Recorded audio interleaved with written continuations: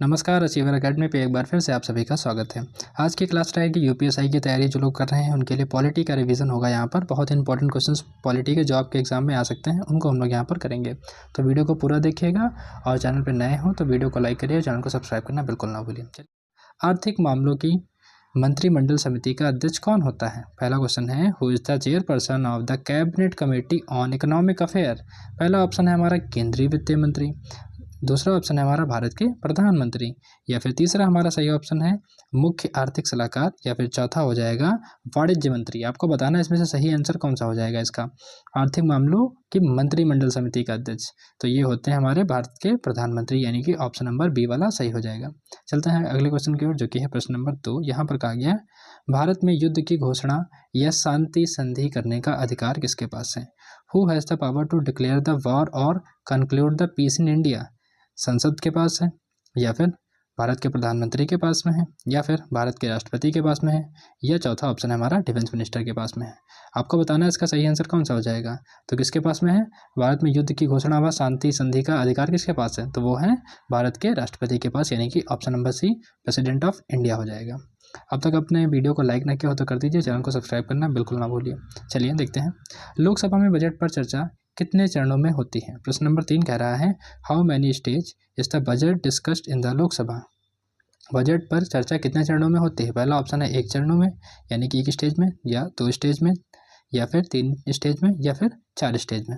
बताना है आपको कितने चरणों में होती हैं। तो ये होती है हमारी 2 चरणों में, यानी कि ऑप्शन नंबर बी वाला हो जाएगा। लोकसभा में बजट की चर्चा कितने पे होती है? 2 चरणों में होती है। चलते हैं प्रश्न नंबर 4 की ओर, जो कि है हमारा ये रहा, अंतर्राष्ट्रीय संधियों को लागू करने हेतु संसद को कानून बनाने की शक्ति किस अनुच्छेद में है?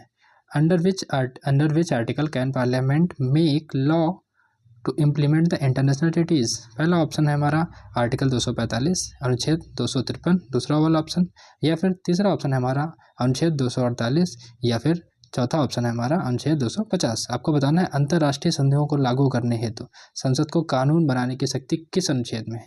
तो किस अनुच्छेद में है? तो है अनुच्छेद 253, यानी कि ऑप्शन नंबर बी वाला बिल्कुल सही हो जाएगा, आर्टिकल 253। ध्यान रखना इसको। चलते हैं अगले क्वेश्चन की ओर, जो कि है प्रश्न नंबर 5।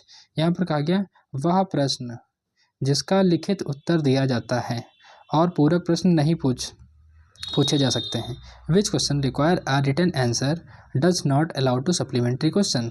तो पहला ऑप्शन है हमारा तारांकित प्रश्न, या फिर दूसरा है अतारांकित प्रश्न, या फिर तीसरा हो जाएगा अल्प सूचना प्रश्न शॉर्ट नोटिस क्वेश्चन, या फिर तीसरा हो जाएगा निजी प्रश्न, यानी कि प्राइवेट क्वेश्चन।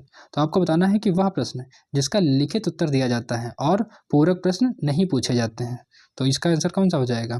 तो इसका सही आंसर हो जाएगा हमारा ऑप्शन नंबर बी अनस्टेटेड। चलते हैं अगले क्वेश्चन की ओर, जो कि है हमारा प्रश्न नंबर 6। यहाँ पर कहा गया है, भारत सरकार और राज्य सरकार के खातों का लेखा परीक्षण कौन करता है? पहला ऑप्शन है हमारा वित्त आयोग करता है, यानी कि फाइनेंस कमीशन करता है, या फिर नियंत्रण एवं महालेखन परीक्षण करता है, या फिर नीति आयोग करता है, या चौथा ऑप्शन हो जाएगा हमारा लोक लेखा समिति, यानी कि पब्लिक अकाउंट कमेटी करती है। आपको बताना है इसमें सही आंसर कौन सा हो जाएगा। तो इसका सही आंसर हो जाएगा हमारा ऑप्शन नंबर 2, यानी कि CAG, controller and auditor general करती हैं। किसका?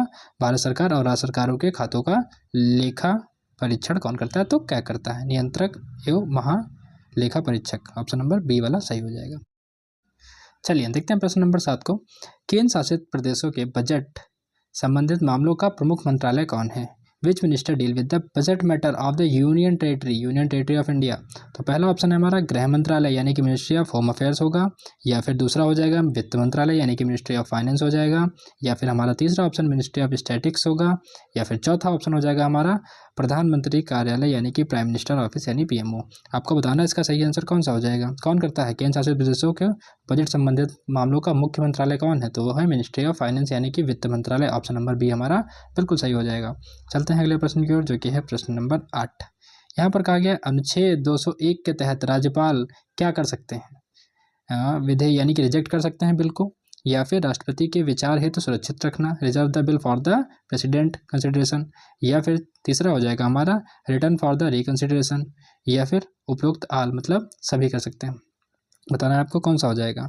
तो इसका सही आंसर हो जाएगा reserve the bill for the president assets. ध्यान रखना इसको, राष्ट्रपति के विचार हेतु सुरक्षित रखना। ऑप्शन नंबर बी वाला हमारा बिल्कुल सही हो जाएगा। अगला है प्रश्न नंबर 9 की बात करते हैं। यहाँ पर कहा गया है in a bicameral state for how long can the legislative council delay on a ordinary bill for the first time. यानी कि द्विसदनी राज्य में साधारण विधेयक को विधान परिषद पहली बार अधिकतम कितने समय रोक सकती है, कितने समय के लिए रोक सकती है। पहला ऑप्शन है 1 महीने के लिए, दूसरा है 2 महीने के लिए, तीसरा है 3 महीने के लिए, या फिर अधिकतम 6 महीने के लिए, डी वाला। तो आपको बताना है इसमें सही आंसर कौन सा हो जाएगा। तो इसका सही आंसर हो जाएगा हमारा ऑप्शन नंबर 3 यानी कि 3 महीने के लिए रोक सकती है। चलते हैं अगले प्रश्न की ओर, जो कि है प्रश्न नंबर 10। यहाँ पर कहा गया है यूपीएससी किसी राज्य की सहायता किसके अनुरोध पर कर सकता है। तो मुख्यमंत्री के अनुरोध पर कर सकता है, या फिर राज्यपाल के, या मुख्य सचिव के, या फिर विधानसभा अध्यक्ष के। आपको बताना है किसके मतलब अनुरोध पर जो है सहायता कर सकता है यूपीएससी किसी भी राज्य की। तो इसका सही आंसर हो जाएगा हमारा ऑप्शन नंबर बी वाला, यानी कि राज्यपाल यानी कि गवर्नर। गवर्नर जब रिक्वेस्ट करेंगे तब जो है यूपीएससी किसी भी राज्य की सहायता कर सकता है। आगे चलते हैं अगले क्वेश्चन की ओर, जो कि है प्रश्न नंबर 11। अनुच्छेद 256 किससे संबंधित है। पहला ऑप्शन है expansion of the state power यानी कि राज्य की शक्तियों का विस्तार, या फिर संसद के कानून का पालन यानी कि कंप्लायंस विद पार्लियामेंट्री लॉज। अगला है प्रश्न नंबर 3 हिंदी का विकास, ऑप्शन नंबर 3 सॉरी, या फिर चौथा हो जाएगा हमारा संधियों का पालन। अब आपको बताना है कि अनुच्छेद 256 किससे संबंधित है। तो अनुच्छेद 256 संबंधित है संसद के कानून का पालन से। ध्यान रखना इसको, 256 संबंधित है किससे, संसद के कानून का पालन से। चलते हैं अगले प्रश्न की ओर, जो कि है हमारा प्रश्न नंबर 12। यहाँ पर कहा गया राज्य के महाधिवक्ता की योग्यता किसके समान होती है। The qualification of advocate general is equal to सर्वोच्च न्यायालय के न्यायाधीश के बराबर होती है, उच्च न्यायालय के न्यायाधीश के बराबर होती है, या फिर जिला न्यायाधीश के बराबर होती है, या हमारा लास्ट वाला हो जाएगा अटॉर्नी जनरल जिसको महान्यायवादी भी कहा जाता है, महान्यायाधीश के बराबर होती है। तो आपको बताना है इसका सही आंसर कौन सा हो जाएगा। तो इसका सही आंसर हो जाएगा ऑप्शन नंबर बी यानी कि हाईकोर्ट के जज के बराबर होती है। ठीक है, चलते हैं अगले प्रश्न की ओर, जो कि है प्रश्न नंबर 13। यहाँ पर कहा गया राष्ट्रपति की शपथ किस अनुच्छेद में वर्णित है। राष्ट्रपति की शपथ जो है ओथ ऑफ द प्रेसिडेंट किस आर्टिकल में मेंशन है। पहला है हमारा आर्टिकल 52 यानी कि अनुच्छेद 52 में, या फिर अनुच्छेद 60 में, या फिर आर्टिकल 69 में, या फिर अनुच्छेद 74 में।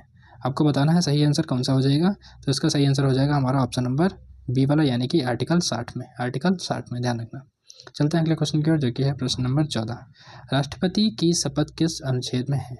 Oath of the vice president, अभी तक क्या था राष्ट्रपति था, यहाँ पर क्या है उपराष्ट्रपति है, उपराष्ट्रपति। ध्यान रखना। तो राष्ट्रपति की थी किसमें, आर्टिकल 60 में। तो ये वाला तो नहीं हो सकता, पहला ऑप्शन हमारा गलत हो गया। अगला है हमारा आर्टिकल 63 में हो सकती है, या फिर 69 में हो सकती है, या अनुच्छेद 75 में हो सकती है। आपको बताना है इसका सही आंसर कौन सा होगा। तो इसका सही आंसर हो जाएगा हमारा ऑप्शन नंबर सी आर्टिकल 69। ध्यान रखना ये वाला, किसके लिए, उपराष्ट्रपति के लिए। चलते हैं अगले क्वेश्चन की ओर, जो कि है प्रश्न नंबर 15। यहाँ पर कहा गया भारत के राष्ट्रपति किसके प्रति उत्तरदायी नहीं होते हैं। बहुत इंपॉर्टेंट क्वेश्चन है, कई बार एग्जाम में पूछा गया है, किसके प्रति उत्तरदायी नहीं होते हैं। तो देखिए पार्लियामेंट के प्रति उत्तरदायी होते हैं या नहीं होते हैं, सुप्रीम कोर्ट क्या सर्वोच्च न्यायालय के लिए, या फिर मंत्रिपरिषद के लिए, या फिर जनता के लिए। आपको बताना है इसमें से किसके लिए नहीं होते हैं। तो किसके लिए नहीं होते हैं, पार्लियामेंट ऑफ इंडिया के लिए नहीं होते हैं, बाकी सुप्रीम कोर्ट के हैं, council of minister people in सबके लिए रिस्पॉन्सिबल होते हैं। किसके लिए नहीं होते हैं, तो फिर ऑप्शन नंबर ए यानी कि संसद। चलते हैं अगले क्वेश्चन की ओर, प्रश्न नंबर 16। अनुच्छेद 352 किससे संबंधित है। राज्य आपातकाल यानी कि स्टेट इमरजेंसी, या फिर नेशनल इमरजेंसी, या फिर वित्त आपातकाल, या फिर कॉन्स्टिट्यूशनल असेंबली। आपको पता है भारतीय संविधान में 3 प्रकार की क्या है इमरजेंसी उसका प्रावधान है। तो उसमें से ये वाली कौन सी है, 352 नंबर वाली कौन सी है। एक 352 है, एक 356 है, और एक 360 है। 360 है हमारी फाइनेंशियल वाली, ये हो जाएगी प्रेसिडेंट रूल, और ये 352 कौन सी हो जाएगी बताना है आपको। तो ये हो जाएगी हमारा नेशनल इमरजेंसी यानी कि राष्ट्रीय आपातकाल। 352 क्या हो जाएगी, राष्ट्रीय आपातकाल। चलते हैं प्रश्न नंबर 17 की ओर। अनुच्छेद 356 किससे संबंधित है। बिल्कुल सही, अभी हमने बताया था, इसका आंसर आप लोगों को कमेंट में देना है। नेशनल इमरजेंसी होगा, या प्रेसिडेंट रूल होगा, फाइनेंशियल इमरजेंसी होगी, या अमेंडमेंट की प्रोसेस होगी। इसका जो है आंसर आपको कमेंट सेक्शन में बताना है, अभी हमने बताया आपको। चलते हैं अगले प्रश्न की ओर, जो कि है प्रश्न नंबर 18। यहाँ पर कहा गया संविधान संशोधन की प्रक्रिया किस अनुच्छेद में है। आर्टिकल 360 में है, आर्टिकल 368 में है, आर्टिकल 352 में है, या फिर आर्टिकल 356 में है। तो देखिए ये तो हमारा क्या हो जाएगा, नेशनल इमरजेंसी, राष्ट्रीय आपातकाल, ये वाला क्या हो जाएगा, प्रेसिडेंट रूल यानी कि राष्ट्रपति शासन की बात करता है। 360 और 368 इन दोनों में से ही हमारा आंसर होगा। तो आपको बताना है इसका सही आंसर कौन सा हो जाएगा। तो इसका सही आंसर हो जाएगा हमारा अनुच्छेद 368 यानी कि 368। ये क्या करता है, संविधान संशोधन की प्रक्रिया के बारे में इसमें निहित है। तो अनुच्छेद 368 ध्यान रखना, ऑप्शन नंबर बी। चलते हैं अगले क्वेश्चन की ओर, जो कि है प्रश्न नंबर 19। अब तक आपने वीडियो को लाइक ना किया हो, चैनल को सब्सक्राइब ना किया हो तो जरूर कर दें। इसी चैनल पे अदर इंपॉर्टेंट वीडियो जैसे बजट की है, करंट अफेयर से रिलेटेड, वर्तमान में कौन क्या है, वो वीडियो भी जरूर देखिए, वो आपके एग्जाम के लिए इंपॉर्टेंट है। चलिए, राज्य सूची के विषय पर कानून कौन बना सकता है। पहला है हमारा केवल संसद बना सकता है, या फिर दूसरा ऑप्शन हो जाएगा केवल राज्य विधानमंडल ओनली स्टेट लेजिस्लेचर बना सकता है, या फिर दोनों ही लोग बना सकते हैं, या फिर राष्ट्रपति बना सकता है। अब आपको बताना है स्टेट यानी कि who can legislate on the state list subject, कौन बना सकता है। तो बताइए इसका सही आंसर कौन सा हो जाएगा। इसका सही आंसर हो जाए केवल राज्य बना सकता है। ठीक है, ध्यान रखना, राज्य विधानमंडल। चलते हैं अगले क्वेश्चन की ओर, जो कि है प्रश्न नंबर 20। यहाँ पर कहा गया रेसिड्यूरी पावर किसके पास होती है, लाई विद स्टेट के पास, संसद के पास, सर्वोच्च न्यायालय के पास, या फिर राष्ट्रपति के पास। आपको बताना है इसमें से कौन सा इसका सही आंसर होगा। तो इसका सही आंसर हो जाएगा हमारा ऑप्शन नंबर बी यानी कि संसद के पास, पार्लियामेंट के पास होती है रेसिड्यूरी पावर। अवशिष्ट शक्तियाँ किसके पास होती हैं, तो संसद के पास होती हैं। चलते हैं अगले प्रश्न की ओर, जो कि है प्रश्न नंबर 21। यहाँ पर कहा गया लोकसभा का कार्यकाल सामान्यतः कितना होता है। तो बताना है आपको 4 होता है, 5 साल का होता है, 6 साल का होता है, या फिर 7 साल का होता है। उम्मीद है क्वेश्चन आपको आता होगा, अगर आता है तो कमेंट सेक्शन में इसका आंसर जरूर दें। प्रश्न नंबर 21 का आंसर आप जरूर दें। चलते हैं अगले क्वेश्चन। चलिए देखते हैं प्रश्न नंबर 22। यहाँ पर कहा गया राज्यसभा का कार्यकाल कितना होता है। टर्म ऑफ राज्यसभा, पहला ऑप्शन है हमारा 4 वर्ष का होता है, या फिर 5 वर्ष का होता है, ऑप्शन नंबर बी, या फिर तीसरा ऑप्शन है हमारा परमानेंट हाउस यानी कि स्थायी सदन है ये, या फिर हमारा चौथा वाला हो जाएगा 6 वर्ष के लिए। तो राज्यसभा क्या होती है, ये हमारी कैसी स्थायी सदन है, परमानेंट हाउस है। अगला है प्रश्न नंबर 23। यहाँ पर कहा गया है राष्ट्रपति को कौन शपथ दिलाता है, who administer the oath to the president. पहला ऑप्शन है हमारा प्राइम मिनिस्टर, दूसरा है मुख्य न्यायाधीश चीफ जस्टिस ऑफ इंडिया, या फिर लोकसभा के अध्यक्ष होते हैं, या फिर उपराष्ट्रपति। आपको बताना है इसमें से सही आंसर कौन सा हो जाएगा। तो इसका सही आंसर हो जाएगा हमारा ऑप्शन नंबर बी यानी कि चीफ जस्टिस ऑफ इंडिया, जो है किसको शपथ दिलाते हैं, किसको, भारत के राष्ट्रपति को, प्रेसिडेंट को, ध्यान रखना। चलते हैं अगले क्वेश्चन की ओर, जो कि है प्रश्न नंबर 24। वित्त आयोग यानी कि फाइनेंस कमीशन का गठन किस अनुच्छेद में है। पहला ऑप्शन है आपका 280 में है, या फिर आर्टिकल 275 में है, या फिर आर्टिकल 360 में है, या फिर आर्टिकल 148 में है। तो देखिए आर्टिकल जो 360 है ये किसका है, फाइनेंशियल इमरजेंसी की बात करता है, वित्तीय आपातकाल की बात करता है। ठीक, तो ये वाला हमारा नहीं हो सकता। तो इसका सही आंसर कौन सा हो जाएगा, 24 का सही आंसर हो जाएगा हमारा आर्टिकल 280, जो कि फाइनेंस कमीशन की बात करता है। ध्यान रखना, वित्त आयोग का गठन तो अनुच्छेद 280 में, बहुत इंपॉर्टेंट क्वेश्चन है, कई बार एग्जाम में पूछा गया है। तो ये वाला हो जाएगा हमारा ऑप्शन नंबर ए वाला सही। आगे चलते हैं अगले क्वेश्चन की ओर, जो कि है नियंत्रक एवं महालेखक परीक्षक यानी कि कंट्रोलर ऑडिटर जनरल का उल्लेख किस अनुच्छेद में है। 280 तो अभी आपने पढ़ा फाइनेंस कमीशन वाला, 356 क्या होता है, राष्ट्रपति शासन, और 360 क्या होता है, वित्त आपातकाल। तो बचा कौन सा, आर्टिकल 148, जो कि किसकी बात करता है, कैग।